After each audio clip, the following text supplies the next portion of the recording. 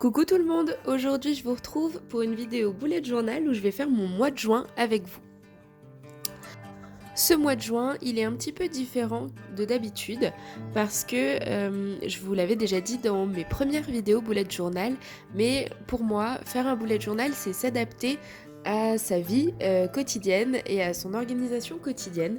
Et parfois, notre vie et notre organisation est amenée à changer. Et moi, c'est mon cas aujourd'hui depuis le début du mois de mai. J'ai changé de travail et du coup mon organisation a changé du tout au tout et je n'ai plus les mêmes besoins pour m'organiser.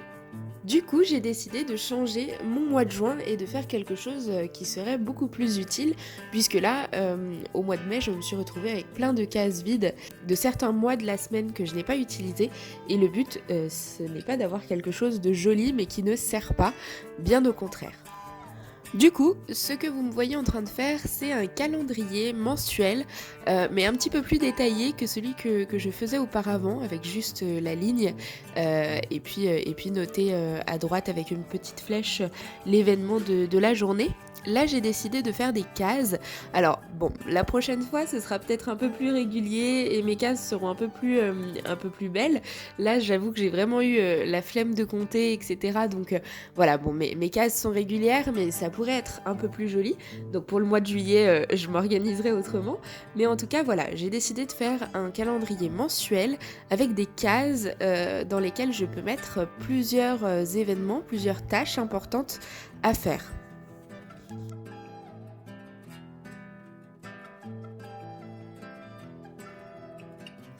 Et ensuite, j'ai décidé de m'organiser en to-do list par semaine. Donc, je fais une to-do list à la semaine. Vous voyez, j'ai fait une to-do list semaine 1, semaine 2, semaine 3, etc.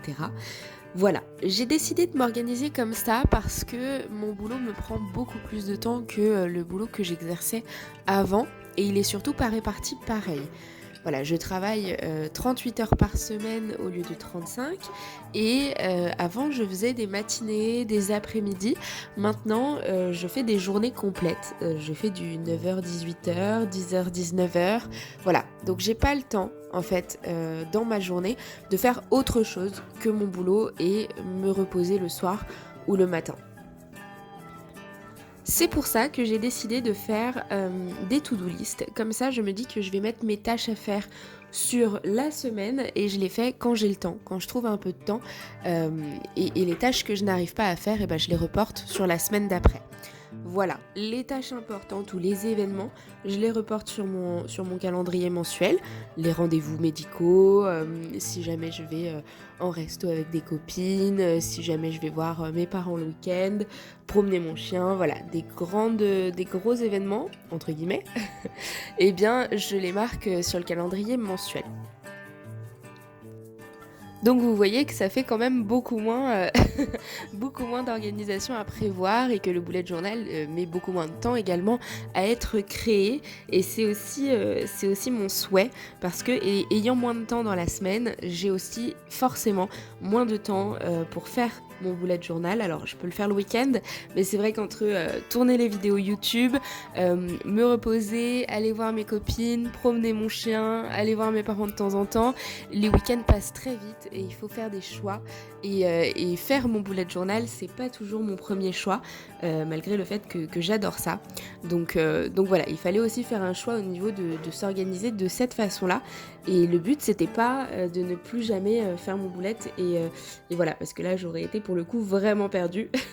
J'ai vraiment besoin de quelque chose pour m'organiser. Voilà. Et puis en dernier lieu, comme vous le voyez, je fais ma page de compte que je fais toujours depuis très longtemps maintenant et qui me sert au quotidien. Voilà, celle-ci elle a pas trop bougé, honnêtement, je la fais toujours de cette manière et ça me convient plutôt bien. Voilà pour mon bullet journal du mois de juin, j'espère que ça vous sera utile. Et puis je vous remercie d'avoir regardé cette vidéo et puis je vous dis à la prochaine. Salut!